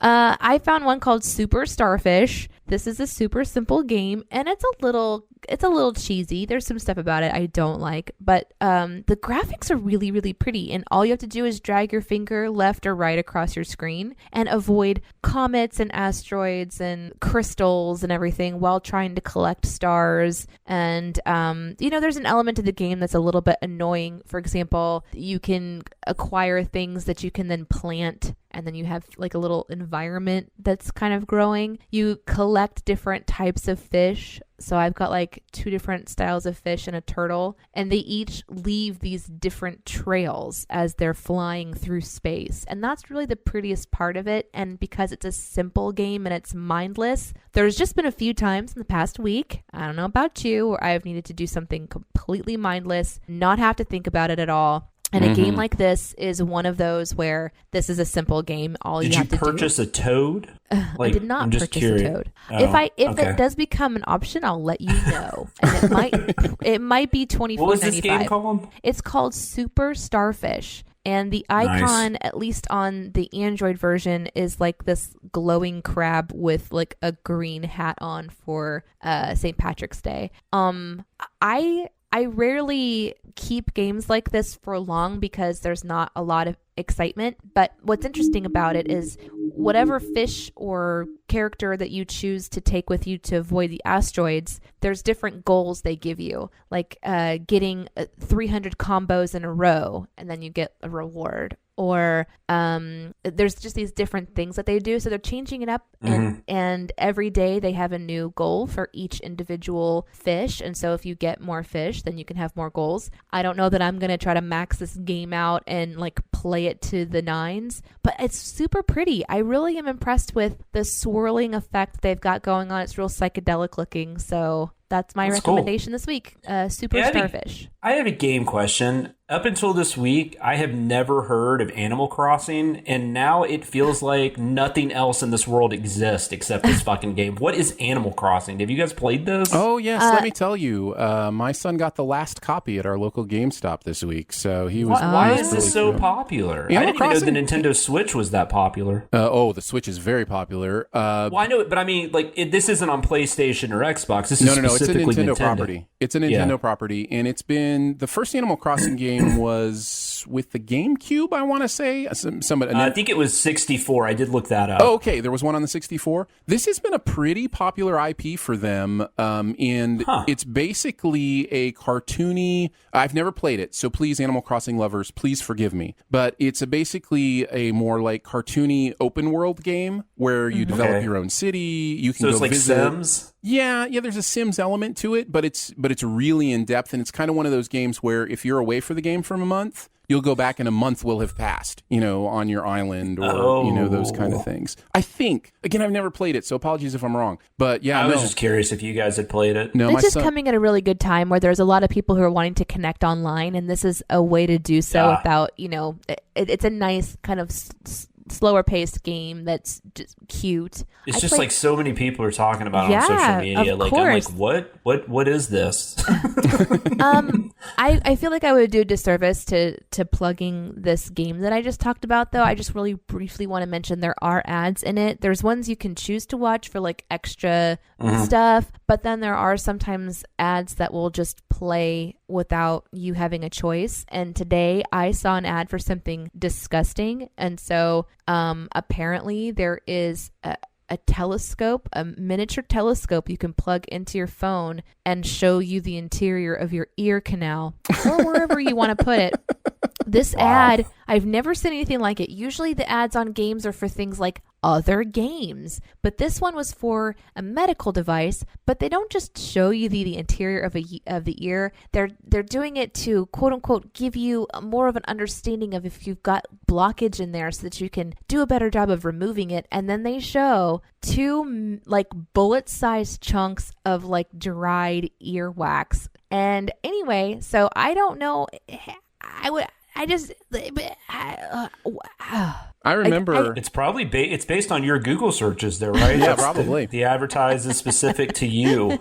I remember your reaction when I had a earwax boulder fall out of my ear when we were recording one time. So you've probably blocked that from your memory. But you broke the desk. It fell out of your ear and hit the desk. It caused a tremor. You had to run away Indiana Jones style. It was really amazing. So it really freaked me out. I went to a doctor like a year ago or so. I got sick, and she was checking my ears, and she's like, "You wear earbuds a lot, right?" I was like, "That's scary that you know this. Like, I can't imagine what my ears look like." And that's what you're saying. Yeah. You're not kidding about wanting like mindless game right now. I have merged so many dragons over the last week. It is my go-to mindlessness right now. So that is that is very much a thing when you're kind of trapped that, you want something to do. I'm going to talk about a show on Netflix I binged, Narcos Mexico. Either of you familiar with the Narcos universe? I haven't seen any of the Narcos shows. I've heard about them. They're on my list. Yeah. So there are two technically separate shows that take place in the same universe, which, by the way, is our universe. These are based on true events. They have changed quite a bit. And one of actually my favorite things about the show is researching what's real, what's not, what they changed for dramatic purposes, those kind of things. It is certainly...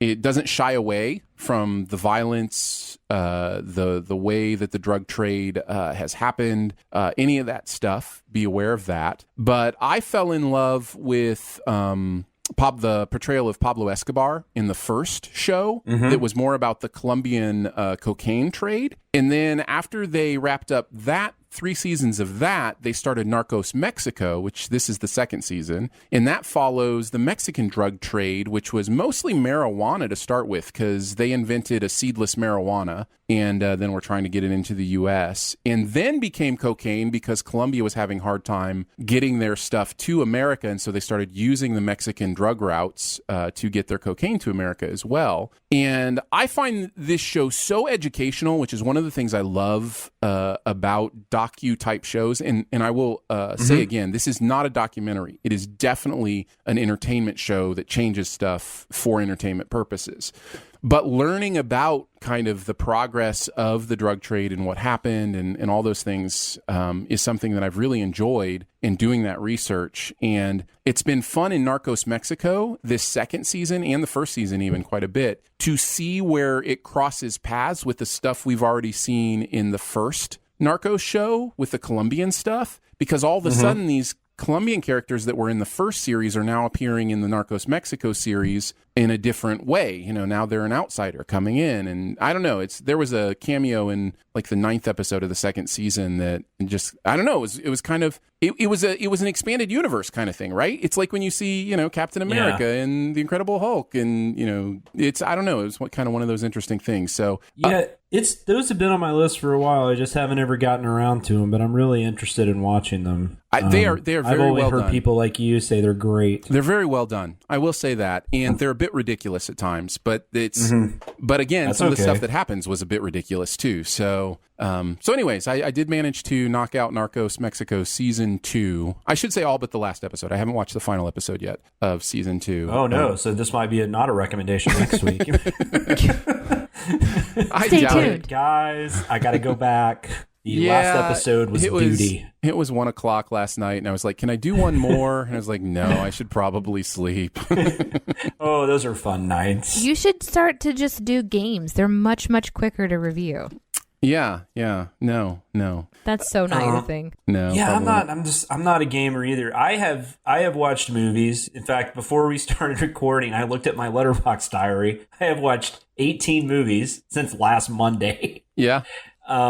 Because outside of work, I've had nothing to do. My daughter won't hang out with me, and my wife wants to watch TV shows that I do not like. So I've been watching movies. I like Danae just shaking her head at me like she's disappointed. No, I don't get it. Of course, I've been listening to podcasts and playing games. So yeah, if I played a game like all day, I would. I wish I had an all-day game ability. Mine are like quick 5-minute spurts, and that's it. Well, you have a 3-year-old too. I do. I have an 8-year-old, so she can pretty much. I have to make her food every now and then, but other than that, she's good to go. But no, so I was going to talk about one of the movies. I only watched like older stuff, but I did want to talk about. I watched last night. This movie from 1967. It is called Wait Until Dark. This is like the 4th or 5th time I've seen it. Have you ever seen it, Aaron? Audrey Hepburn? No, I don't think I've seen that one. Okay. I know you were also watching Dial M for Murder, which is an amazing film. And the reason they had those back-to-back last night on Turner Classic Movies. I also highly recommend Turner Classic Movies if you have a way to watch that channel. But both movies are based on a play by Frederick Knott. He wrote both of the plays that the movies are adapted from. And much like Dial M for Murder, the majority of this movie takes place in a single location. It's this apartment building that Audrey Hepburn lives in. Audrey Hepburn plays a blind person who, through various circumstances, ends up with this doll that is packed with heroin. And there are a few different guys that want to get that doll from her. And so once they initially come in there playing like characters, Richard Crenna and this other guy played by Jack Weston pretend to be cops. And they find out that she's blind. So they try to use that to their advantage. And then Alan Arkin plays the other villain. And oh my God, like Alan Arkin plays like one of the creepiest people. And it's crazy because Alan Arkin's like, you know, he's usually like the goofy guy, like in stuff like Little Miss Sunshine, or he's like in serious dramas like Glengarry Glen Ross. But he's like this really like just creepy killer, drug dealer guy. Apparently he hated the role though, because he had to be mean to Audrey Hepburn. Apparently she was as much of a doll as everybody, as she appears to be in real life. And so he hated having to be mean to her. But it is an excellent thriller. It is very much, like I said, it's kind of like Dial M for Murder in that everything takes place in mostly a singular location. And then you have the idea of her being blind, and then just the way the director uses like the room, and like especially with her being blind, there are scenes that where she uses darkness to her ability to kind of help herself out against these people. And it's a really clever thriller. I just don't think it gets talked about enough. Like it's not one of those that you hear people talk about all the time. when they talk about thrillers from that era. More people are talking about like the Hitchcock films or something along those lines. This one doesn't seem to get brought up that often. There's a pretty inexpensive Blu-ray available if that's the route you want to go. It's also available to stream and rent. It's currently on TCM Watch if you have access to that. And it's one of my all-time favorite suspense thrillers. Dial M for Murder I hadn't watched in a while either. That's an excellent one that even that one doesn't really get talked about, I don't think, enough. Yeah, it's in my top 5. It's in my top 5 Hitchcocks. Yeah, that was really cool when you told me that, because most Hitchcock fans don't have that high. That seems to be, like, for a lot of people, that's more of a middle tier. It's one of my favorites too. It's excellent. One of my favorite things about Dial M for Murder is it was originally conceived and shot as a 3D movie. Yeah. And so have you seen it in 3D? I have. And Hitchcock, I haven't. Hitchcock was so far ahead of the game on understanding 3D as a tool to tell a story. And what's interesting is when you're using a visual thing like that to tell the story, yeah, you lose a little of the impact when it goes back to being in 2D, but it's still like what's the most famous shot from Dial M for Murder? It's her reaching back for the scissors, right? Like when she's, dying and she's trying to find something and she's reaching behind her to grab these scissors. Well, in 3D, she's reaching out into the crowd and patting around and trying to find the scissors behind her. Yeah. But it still translates in 2D because it's just great storytelling. See, that's the thing. And so that movie is it's one of my favorites. I love watching it. Oh, it's amazing. And I had forgotten, they mentioned Ben Mankiewicz was the host on TCM, and he talked about it last night, where they pulled the movie because it was doing so poorly in 3D, and then they re-released it in 2D, and I think it did really well. When they re-released it. And then also when you're watching movies on Turner Classic on Twitter, there's a group of people that'll, if you use the hashtag TCM Party, there's usually a bunch of people watching along and just talking and stuff. And somebody mentioned last night how it was very similar to a Columbo episode. I've literally never thought about that. And I've watched, and Columbo came afterwards. But I almost think Dial M had to be an influence on Columbo because you know who the killer is in the get-go. Yep. The way the John Williams cop character, he's very Columbo-esque, where he kind of acts like he doesn't know what's going on. Yep. But he really knows a lot more than you realize. Yep. And then there's that gotcha moment at the very end that's very Columbo. Yeah. And I was like, wow, I didn't even think about that. So that, I don't know. Anyway, sorry to get off on a tangent. No, that's great. That was two great movies. Yeah. If you haven't seen either one of those.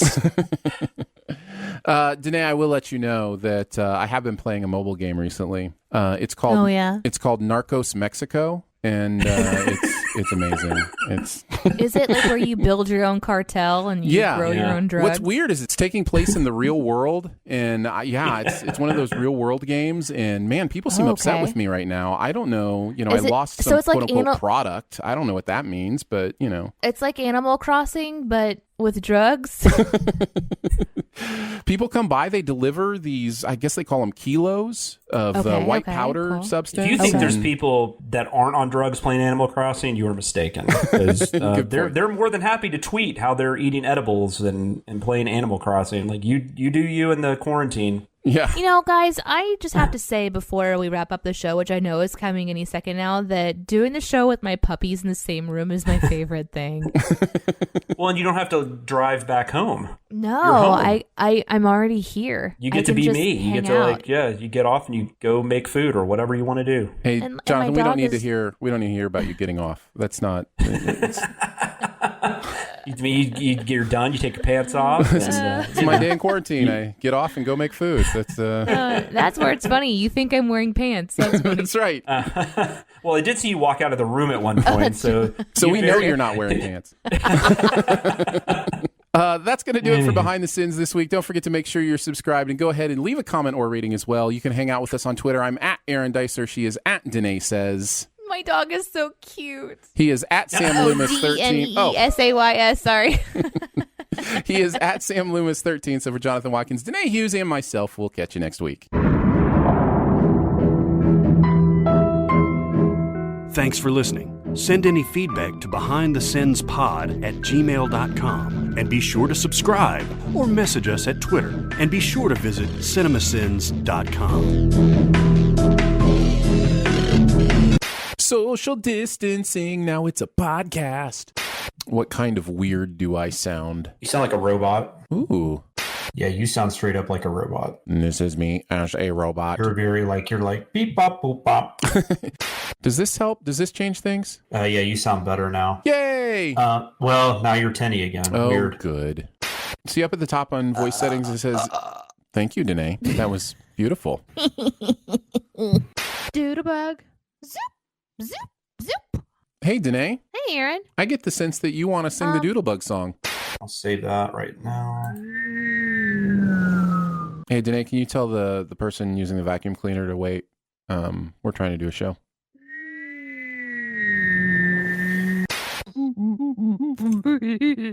Danae, you need to settle down. Danae, okay. You need to settle down. Says do I sound better? Yes, you do. That was weird. Doesn't he sound better now? Yeah. Yeah, like a lot better.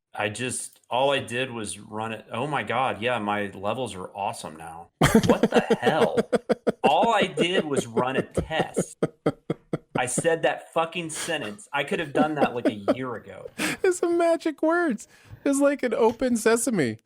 So anyways, yeah, I've been washing my hands like crazy. I cannot even begin to tell you how terrified I am right now of this whole thing. I was going to ask you guys, like, what your level of... And my wife is getting freaked out too, and my wife doesn't get flipped out about anything. So what would you say the level of concern in, like, your families is as we continue to go through kind of this unknown thing? My wife is concerned about getting sick.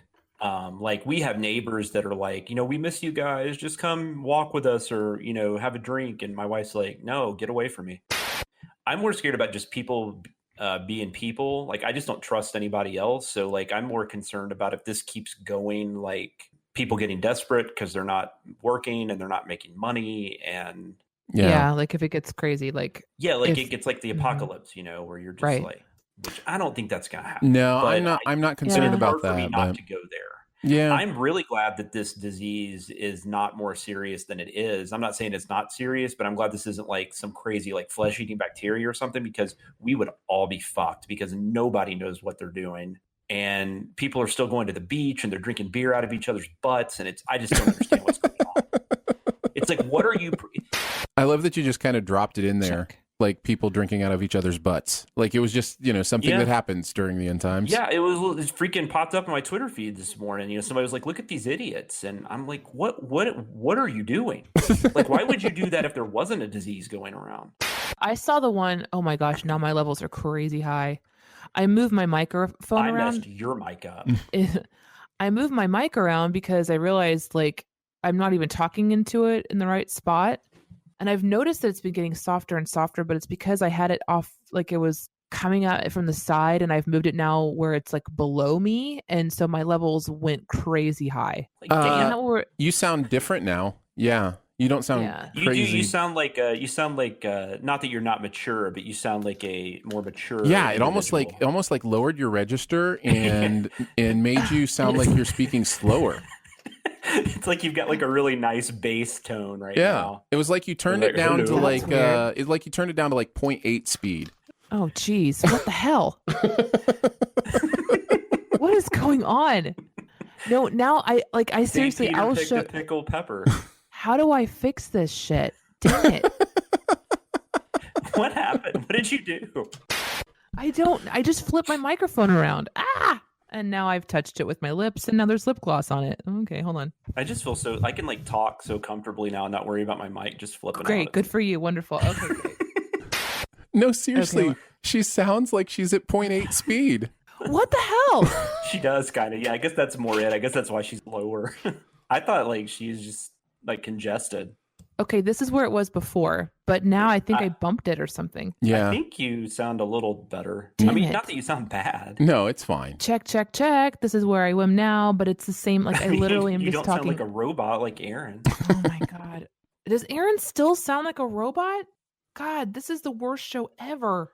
So how did you do that? How did you do that Yeti thing you did? You sound Shut up. I went to the control panel. Okay. Yeah, I gotta pull it back out. I went let me go to it. I just started moving my microphone around, and then some shit's going crazy. You're like, shut up. Really? Are you serious? Are you serious? Although I have showered. I showered this morning too. I actually shaved this morning. Well, apparently you were at church naked, and that there wasn't enough soap for my eyes after you put that visual. Listen, I don't look too bad naked, Jonathan. I'm just going to say it. Like, there's no reason to soap out your eyes. I'm sure both of you are lovely, but my friends, that's weird. Bless you. Bless you. The good thing is the sneeze is not part of the coronavirus. Oh, she's sick. She's sick. She sneezed 3 times. That means she's sick. Guys, look what I brought to the recording. I was going to say, is that alcohol? It's going to be a good show. Day drinking. If Aaron says fascinating, I'm drinking this. Drinking out of the bottle. What is it though? Is it wine? It's wine. Yeah. Justin picked it up at the store. He's like, "Hey, this might be a good time to drink wine." And I'm like, "You know what? You're right." You have like a 1972 Walt Disney World sweatshirt on. Hell yeah, I do. I love this sweatshirt. Do I sound like that? Damn it! Are you guys fucking with me right now? But I think it's working. I listened to my audio a second ago. It sounded okay. You guys think I sound okay? So yeah, you sound like yourself again. Shall we start? Let's do it. Let's do it. Oh my God, am I doing that again? No, you're not. Damn it. I'm sorry.